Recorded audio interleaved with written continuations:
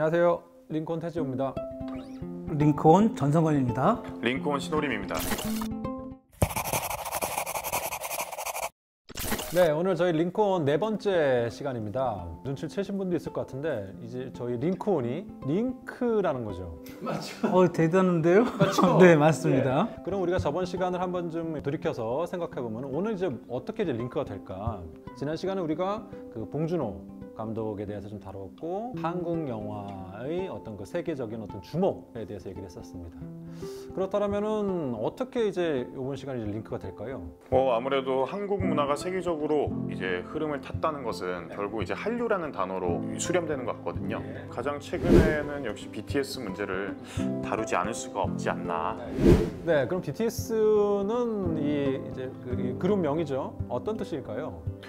BTS라는 말은 영어권 또는 이제 전 세계적으로 활동할 때 주로 사용하고요.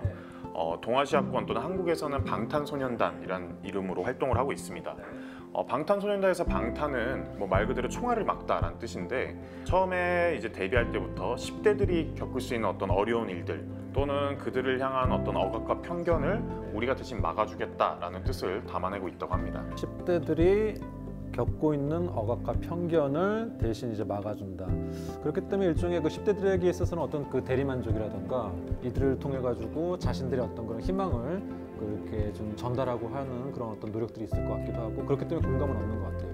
그건 얼만큼 이들이 그 거둔 성과가 어떤지에 대한 흐름을 한번 좀 살펴보고 좀 더 지금 말씀하신 내용들을 한번 들어가 보도록 하겠습니다. 일단 방탄소년단 BTS 같은 경우는 2013년도에 대한민국에서 데뷔를 하게 되고요. 그의 이제 신인상도 받게 되지만 국내에서는 그렇게 큰 활약을 했다라는 인상은 사실 가지기가 힘듭니다. 오히려 이제 2017년이죠. 아까 말씀하셨던 Love Yourself 시리즈가 쭉 나오는데 그 시리즈에서가 이제 빌보드 탑100에 진입하기 시작하면서 사람들이 우리나라 노래가 빌보드 탑100에? 라는 어떤 인식이 또 생긴 거죠. 네. 그러다가 결국 2020년 9월에 다이너마이트라는 곡이 발매가 되면서 이제 한국인으로서는 최초로 빌보드 탑100 1위를 갖게 되고요. 계속 이어가지고 11월에 Life Goes On이라든가 아니면 뭐 버터 그리고 Permission to Dance까지 이어져 오면서 사실 그 흐름을 계속 이어나가고 있죠. 맥도날드 같은 경우도 최근에 그 BTS 이 세트가 생기게 되고 그로 인해서 맥도날드 자체도 전체 매출이 전 세계적으로 200% 이상이 또 상승됐다는 말도 있습니다. 단순히 수상에서 끝나는 것이 아니라 그들이 갖고 있는 브랜드 파워가 점점 확장되고 그 브랜드 파워가 아까 전쌤이 얘기했던 좀 선한 영향력으로 또 다른 사람들에게 전 세계 사람들에게 좀 퍼져나가는 것 같습니다. 기존의 어떤 한류 스타들과는 다른 그 차별화된 전략적인 포인트도 있을 것 같긴 합니다. 아미라는 어떤 팬덤이죠. 팬덤과의 어떤 관계성에서부터 짚어낼 수 있을 것 같습니다. 보통 영미권의 이른바 스타라고 불리우는 존재들은 팬과의 소통을 하긴 하죠. 팬미팅도 하고 SNS 활동도 하지만 방향성이 일방향적입니다. 그래서 이런 행사를 한다 너희들 와라 그래서 공연 보여주고 얘기하고 끝나는 거라면 BTS 같은 경우는 이 SNS를 활용해서 자신의 평소의 모습을 계속 보여준다든가 아니면 이 피드백이 바로바로 이루어지는 것이죠. 그것은 이제 기획사 차원에서도 진행이 되었고 BTS 자체 내에서도 진행이 되었기 때문에 아미와 BTS 간의 관계는 단순히 스타와 팬덤 간의 관계가 아니라 그 이상의 것을 지금 형성했다라고 볼 수가 있습니다. 예전에는 아마 신비주의일 것 같아요. 스타에 대한? 네, 스타의 신비주의적인 관점에서 그런 신비주의 전략을 썼는데 이들은 아까 말씀하신 것처럼 일상생활을 보여주는 거고 같이 살아가는 거거든요. 그러면 직접적으로 매일매일 뭐 자기 동력이 되거든요. 그런 의미에서 더 폭발적으로 늘어난 게 아닐까. 이제 스타라는 것을 우리가 이제 아이돌이라고 부르는데 아이돌은 이제 우상이에요. 우상은 이제 우리가 경외시해야 되는 대상이고 신성시해야 되고 사실 이제 기존의 이제 스타라는 개념이 이런 아이돌과 같은 관점이었다면 지금 이제 신쌤 얘기나 전쌤 얘기는 그런 거리감이 아니라 오히려 서로 교류하고 소통하고 관계를 맺고 하는 이 모습들이 아미와 이 BTS의 관계 속에서 나타나고 있다. 뭐 예컨대 BTS가 예컨대 뭐 봄날이라는 노래에 대한 뮤직비디오를 발매를 하면 그 뮤직비디오에 대한 해석을 팬들이 열심히 가하고 그걸 또 영상으로 만들기도 합니다. 봄날에 나오는 어떤 이 그 상징들은 사회 참여적인 비판의식이 이 봄날이라는 것을 기다리는 그런 봄날이 오기 전에는 우리가 무엇을 그럼 기억해야 되는가? BTS가 어떤 이 상징적으로 던져주면 그거를 적극적으로 팬덤들이 해석하고 이거에 대한 해석에서 멈추는 것이 아니라 다시 컨텐츠로 만들어내는 그런 상호소통들이 계속 이루어지는 것 같습니다. 하나는 선한 영향력. 스타라는 이런 이제 혹은 이제 엔터테이너라는 사람들이 활동만을 위해 노래를 만들고 경연을 하는 것이 아니라 사회적으로 어떤 긍정적인 어떤 사회 참여적인 역할 그리고 어떤 공인으로서의 어떤 역할도 이제 보여주고 아미와 같이 이제 동참하면서 나타나는 이런 연대의식이 드러난다라는 그런 측면 하나가 있고 두 번째는 또 이제 그 과정이 다양한 이런 미디어를 통해서 나타나고 있는 것 같습니다. 우리가 이제 트랜스미디어 스토리텔링이라는 개념을 통해서도 얘기할 수 있을 것 같은데 BTS가 의도한 건지 아닌지 모르겠지만 그들이 만들어내가는 그 유니버스를 우리가 비유라고도 부르거든요. 스스로를 사랑하면서 자기 자신을 찾게 되고 그 과정에서 나의 페르소나와 직면을 하게 되고 그 이후에 진정한 나를 거듭나는 이런 과정들이 앨범의 흐름 속에서 이제 찾아볼 수가 있는데 결국 이 성장기는 10대에서 20대로 넘어가는 그 어떤 젊은 층들의 어떤 이 인생 경로라 일치를 하고요. 그러다 보니 이들이 던져주는 메시지가 이들과 연대를 하는 게 사실 이제 처음에 이제 흐름이라고 할 수가 있습니다. 그 이후로는 이제 그게 더 확장되는 거죠. 이제 더 이상 BTS는 아까 처음에 2013년도에 데뷔했을 때는 10대들이 겪은 어떤 일, 편견 여기였다면 지금은 어떻게 보면 약자 또는 전 세계로 이제 점점 확장되는 것 같습니다. 음악으로서만 활동을 하는 것이 아니라 어쨌든 그 비디오 시대 혹은 이제 영상 시대의 가수이다 보니까 이 보여주는 측면도 상당히 중요한 것 같아요. 이것이 어떻게 보면 K-팝이라는 것을 규정지을 수 있는 하나의 요소로 자리를 이제 잡은 것 같습니다. 사실은 이 BTS는 어떤 K-팝이라는 범주 속에서 얘기하고 있는 거고 그러면 이제 K-팝이 한류로서 지금까지 BTS까지 오게 된 그 경로를 한 번은 좀 추적해 볼 필요는 있는 것 같아요. 간단하게라도 왜 그래서 이제 어떤 이제 경로가 있었길래 지금의 어떤 BTS까지 오게 되었나라는 얘기를 다시 저희가 한번 거꾸로 한번 역추적을 한번 해보겠습니다. 가장 오래된 한류 스타는 어떻게 우리가 지금 여기서 거론할 수 있을까요? 그러면 보아? 선생님은 좀 더 전으로 소급될 것 같은데. 그러니까 사실 동북아시아라고 특정을 지으면 뭐 조용필, 김연자 그 다음에 중간 거를 보면 제가 잘 모르겠고 이선희 같은 경우 뭐 이런 경우들이 사실은 한국 문화를 굉장히 알려주는 K-팝에서는 얘기할 수 있죠. 뭐 이들은 어쨌든 지금의 한류와는 달리 좀 간헐적이고 개인적인 관점에서 인기를 얻었던 그런 케이스들이고 한류라고 얘기할 때는 아까 이제 말씀하신 보아부터 이제 시작되는 것 같아요. 이제 오리콘 차트에서도 이제 선전을 했고요. 그리고 그 이후에 뭐 동방신기라던가 카라, 소녀시대, 슈퍼주니어와 같은 이런 그 K-팝 스타들이 이제 한류의 어떤 그런 중심에 있었습니다. 그런데 사실 이제 한류라는 것이 이제 확장성이라는 것이 상당히 중요하고 이 문제에 대해서 많이 이제 의문들을 제기하셨는데요. 이 문제가 그 이들이 결국에 성공을 한다 하더라도 아시아라는 특정 지역 내에서만 성공을 하였기 때문에 사실은 여기에 대한 부정적인 견해도 상당히 많았던 것 같아요. 그래서 한류가 금방 이제 뭐 식을 것이다, 뭐 이 정도의 한계다라는 이제 얘기도 전망을 그때 당시에 하기도 했었습니다. 그런데 결국은 이후에 이제 나타나게 되는 이제 그 뮤지션들이 아시아를 넘어서 북미라든가 유럽에도 이제 진출하게 되면서 이 한류가 다시 한번 이제 그 도약하게 되는 계기가 있는 것 같은데요. 동아시아가 아니라 아세아라고 하죠. 아세아 전체로 이제 엑소가 있을 거고요. 엑소의 영향력이 사실은 우리나라 자체도 굉장히 컸고 뭐 제 딸내미도 사실은 엑소에서 BTS를 갈아탄다. 그래서 확장성이 있었고 또 미국 같은 경우에는 원더걸스죠. 원더걸스. 네. 실패를 하긴 했지만 금융 위기인가요? 그것 때문에 그런 사태 때문에 굉장히 많은 노력을 했음에도 불구하고 실패를 했지만 그 실패가 그냥 끝나는 게 아니라 이후에 BTS까지 연결되는 자양분이 됐다고 생각을 합니다. BTS로 넘어오기 전에 중간에 우리가 주목할 만한 미션이 있죠. 싸이가 사실 2012년이죠. 첫 번째 정규 앨범에서 강남 스타일을 불렀고 유튜브로 인해서 이제 뮤직비디오가 굉장히 전 세계적인 호응을 얻게 되면서 갑작스럽게 이제 세계적인 진출을 하기 시작합니다. 한국어 노래 최초로 빌보드 핫 100에 10위 이내로 진출을 했던 노래이기도 하고요. 연속 2위를 7주 했습니다. 이게 1위 탈환을 못했을 뿐이죠. 그리고 2010년대 빌보드 통합 유튜브 스트리밍 1위, 영향력이 굉장히 컸었죠.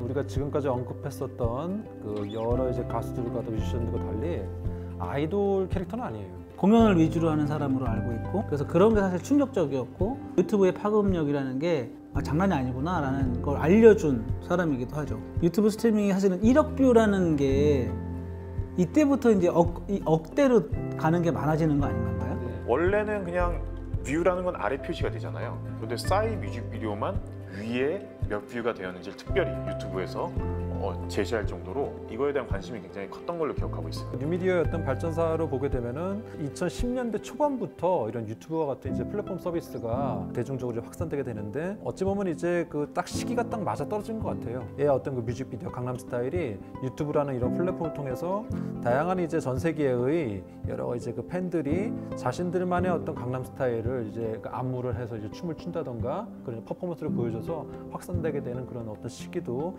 이때였더라고 지금 기억이 지금 나고 있습니다. 이게 뭐 우연히 겹친 걸 수도 있는데, 싸이가 활동하다가 이제 YG라는 대형 기획사에 몸을 담은 다음에 낸 바로 노래가 또 그렇게 됐기 때문에 어떻게 보면은 이제 기획, 유통 그리고 퍼포머로서의 어떤 역량 그리고 뉴미디어 이런 것들이 다 결합을 하게 된 게 이 강남스타일이 아닌가. 음악 K-팝 부분을 이 정도로 좀 저희가 한번 넘어가고요. 그 이제 또 다른 이제 이 한류의 영역인 드라마에 대해서 한번 해보도록 하겠습니다. 한류가 지금까지 3.0의 시대라 그러거든요. 드라마가 한류 1.0을 이끌었고 영화와 뮤지컬이 2.0 그리고 문화가 3.0이라고 하는데, 어떻게 보면 1.0의 드라마라는 건 드라마로 인해서 이 한류라는 것이 시작됐다라고 볼 수 있고, 그거의 시작이 바로 1998년도 우리나라에서 방영이 되었던 사랑의 모길래가 1999년에 중국의 CCTV에서 방영이 되면서 엄청난 인기를 갖게 되었고, 이제 한국의 드라마에 대해서 사람들이 관심을 쭉 갖게 된 거죠. 그 이후에 이제 뭐 사실 이제 한류와 관련된 드라마들 꽤 많고, 또 이제 이 드라마라는 것이 당시에 이제 제작이 됐을 때 바로 이제 그 인기를 얻고 확산된다기보다는 제작이 먼저 됐지만 나중에 그게 수출되기도 하고 이런 약간 어떤 시간차도 있긴 합니다.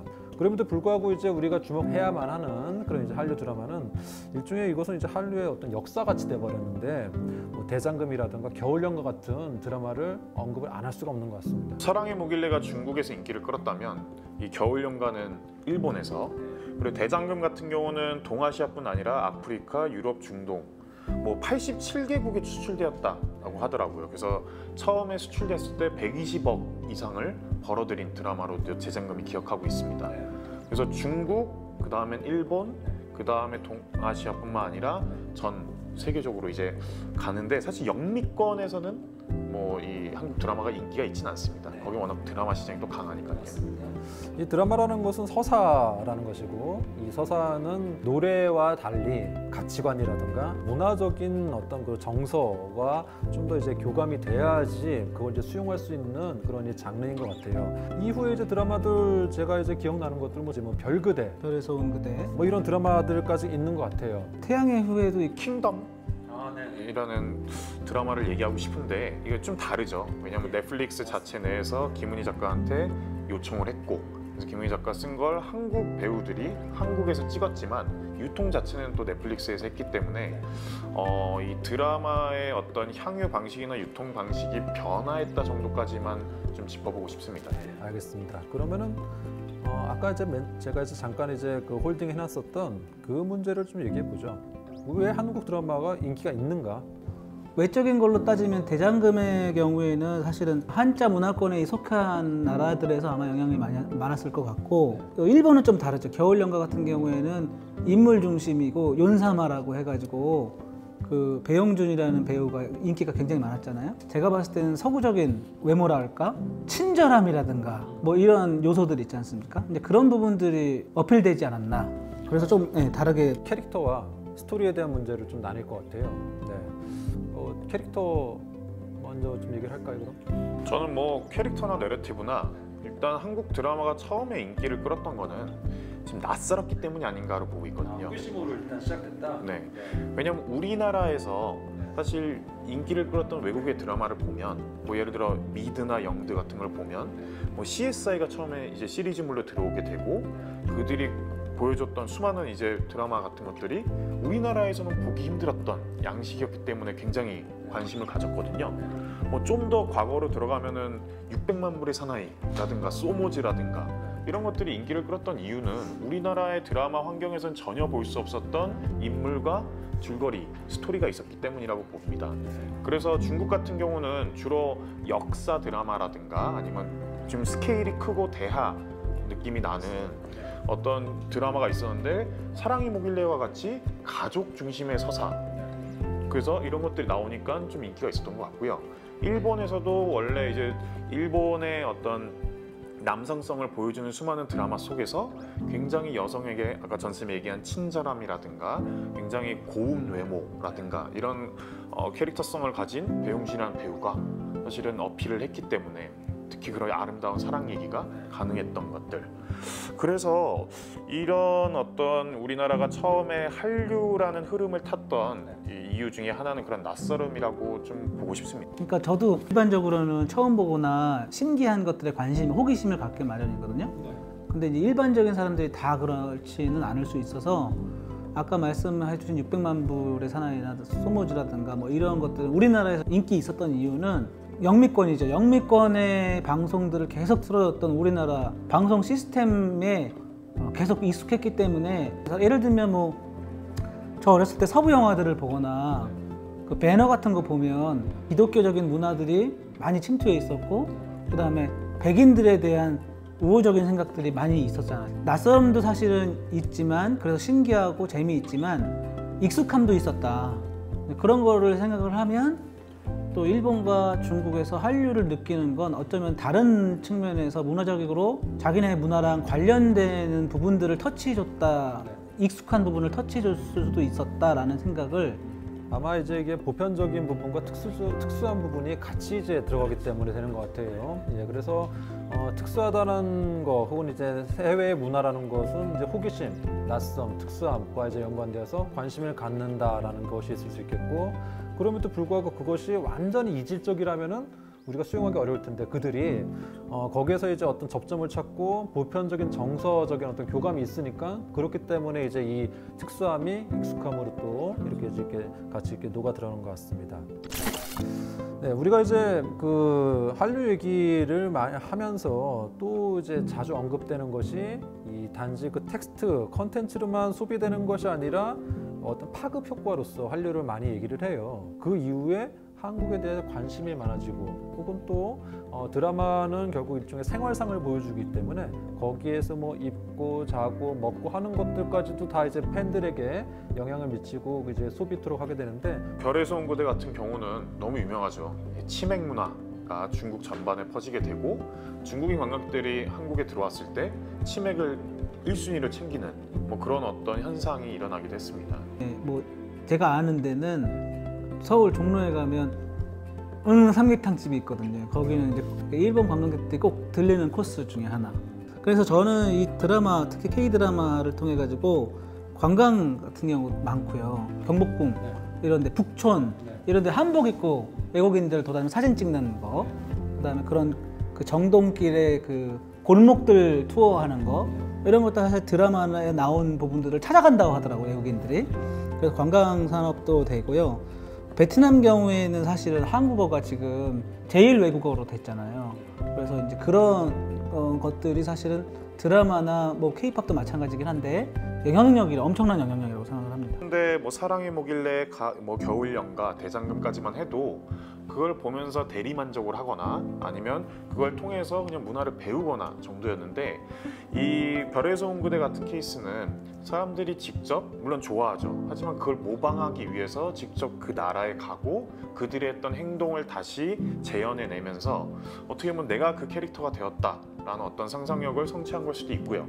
더 나아가서는 한국 자체에 대한 어떤 이해도가 이제 높아지는 계기가 됐을 거라고 생각을 합니다. 그 다음에 이제 다른 영역을 또 한번 살펴보겠습니다. 예능은 어떨까요? 예능도 최근 들어와서 이제 한류의 어떤 새로운 영역으로 음악에서 복면가왕이나 나는 가수다 같은 경우가 예능이요. 네, 음악 예능이죠.